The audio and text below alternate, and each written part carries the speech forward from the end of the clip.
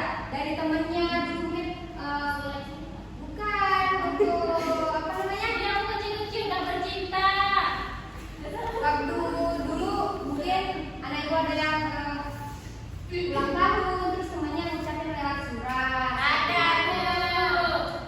Nah, oleh karena itu surat pribadi itu adalah surat yang ditulis untuk seseorang yang kita kenal. Kalau misalnya ada orang yang nggak kenal mengirim surat, itu berarti Aneh. ya benar, itu berarti aneh. Kenapa gitu? Nah, fungsi surat itu adalah untuk menyampaikan informasi, menjalin hubungan agar tidak terputus silaturahmi, Hubungan apa, Bu? mengungkapkan perasaan. Misalnya nih ya, anak ibu mau pengen aduh sedih banget rindu sama temen atau rindu sama sahabat gitu. Jadi kalian mengirim surat, bisa ya itu ya teman-teman. Iya, Bu. Nah, surat itu biasanya lebih dalam ya, lebih apa namanya itu, lebih berkesan dibandingkan hanya dengan mengirim pesan teks. Nah, ciri-ciri suratnya tadi sudah kita bahas ya. Ya, Bu. Strukturnya, kalian biasanya nulis surat itu gimana? Enggak. Nama ada salamnya, Bu. Terus apa lagi? Suratnya. Nah, di situ udah terbelah ya. Kita harus buat tempat dan tanggal penulisan kapan kita buat suratnya agar kita tahu kapan misalnya kita kapan buat surat. Nanti dia balasnya kapan? Biar kita tahu apakah dia cepat merespon atau tidak cepat merespon. Kemudian ada salam pembuka. Salam pembukanya ini tidak perlu formal. Misalnya seperti Assalamualaikum, apa kabar? Bagaimana kabarmu? Sehat atau tidak? Seperti itu. Kemudian ada salam isi surat. Suratnya biasanya kalian itu mengungkapkan perasaan kalian, kalian itu rindu ataupun sedih ataupun senang seperti itu. Dan tentang pengalaman baru yang kalian hadapi. Kemudian salam penutup dan nama pengirim. Salam penutupnya ini kalian bisa membuat seperti yang tersayang, mau Anissa Maulidia Putri itu, the beloved sister misalnya. Nah, bahasa dalam surat pribadi itu seperti apa sih? Anak-anak ibu coba dibaca dulu. Selamat Harus menggunakan kata sapaan, seperti hai, halo, salam. Terus kita harus pakai ekspresi perasaan. Bu, ekspresi perasaan itu seperti apa sih, Bu? Nah, ekspresi perasaan itu seperti misalnya nih, Zahara ingin mengatakan kalau misalnya Zahara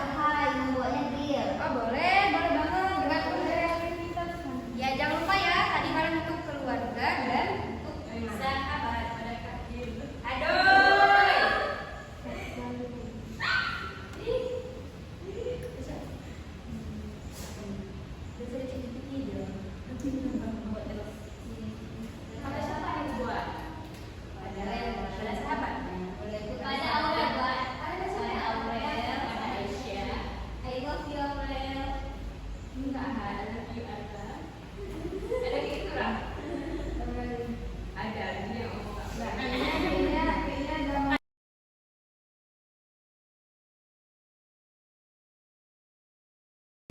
Bagaimana anak-anak ibu sudah selesai? Selesai. Bu. Oke, karena sudah selesai, ibu mau kelompok 1 tampil pertama. Siapa yang mau maju? Perhatian aja. Izara maju ke depan. Oke, perkenalkan saya adalah Lugista dari kelompok 1. Nah, di sini ada LKPD, di situ ada surat pribadi. Saya bacakan dulu ya surat pribadinya. Kepada Hana Morales di tempat. Hai Hana, bagaimana kabarmu? Semoga kamu sehat selalu ya. Aku ingin mengajakmu untuk pergi liburan nanti minggu ini. Aku ingin kita berlibur ke pantai. Aku harap kamu bisa pergi bersamaku. Aku tunggu jawabanmu ya. Salam sayang, Olivia Wilson. Nah, di sini dari surat pribadi ini ada beberapa pertanyaan. Yang pertama, siapakah pengirim surat tersebut? Nah, jadi yang mengirim surat tersebut itu adalah Olivia Wilson karena dibawahi salam sayang dari Olivia Wilson. Kemudian selanjutnya itu ada kemana tujuan alamat surat tersebut. Alamat tujuan tersebut kepada ke rumah si Hana Morales ini. Terus itu ada apakah isi dari surat tersebut. Jadi Olivia itu bertanya tentang kabar Hana dan ada rencana untuk mengajak si Hana ini untuk jalan-jalan liburan ke pantai. Terus tuliskan salam penutup pada surat tersebut. Salam saya. Nah, kemudian di sini kami disuruh buat salah satu contoh surat pribadi. Di sini saya punya salah satu contoh surat pribadi, ada gambar-gambarnya juga. Wah, kita lihat dulu bagaimana bentuknya. Wah, cantik sekali ya, karena di sini ada stiker surat, kemudian ada biasanya bunga-bunga dan duka-duka. Ini ditujukan kepada siapa, Zahra? Oke, di sini kepada Syifa Haju. Siapa yang kamu? Oke, benar. Saya mengirim suratnya kepada Syifa Haju. Syifa Haju ini adalah sahabat saya.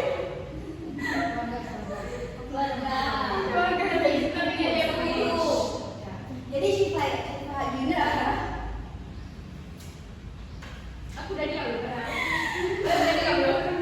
Nah, jadi Syifa Haju adalah sepupu jauh saya. Dia tinggal di Jakarta karena saya tinggal di Aceh kan jauh nih. Jadi saya mau ngirim surat supaya kami bisa jalan-jalan bareng lagi. Nah, suratnya itu Dear Syifa, semoga kamu sehat selalu ya. Kita udah lama nih nggak main bareng. Aku kangen banget sama kamu. Main ke depan udah liburan. Jadi ayo sama-sama kita liburan bareng ke London. Aku tuh jauh. Oke, kita dari Zahra.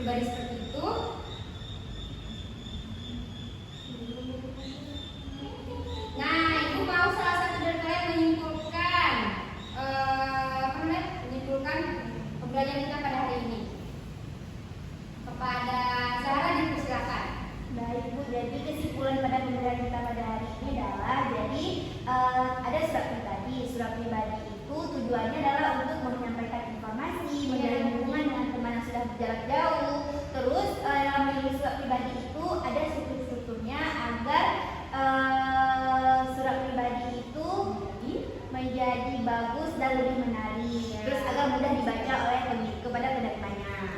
Bagus sekali ya Sarah.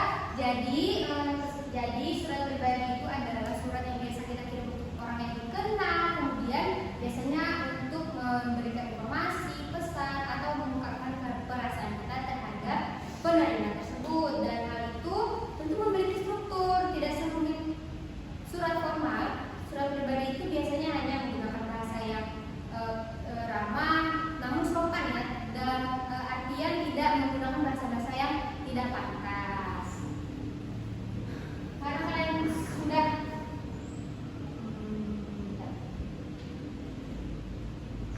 dan surat ini untuk menjaga hubungan kita itu agar tetap terjaga. Misalnya Aisyah sama Zahra kuliah jauh gitu kan, nanti Zahra di Malaysia, Aisyah di Banda Aceh gitu. Jadi Aisyah sama Zahra bisa saling bertukar surat. Nah, sekarang jarang tuh orang menggunakan surat, lebih sering orang menggunakan pesan teks atau WhatsApp atau video call. Tapi tapi surat itu lebih berkesan dibandingkan pesan teks. Karena menunggu surat itu membutuhkan waktu yang lumayan ya teman-teman, anak-anak ibu.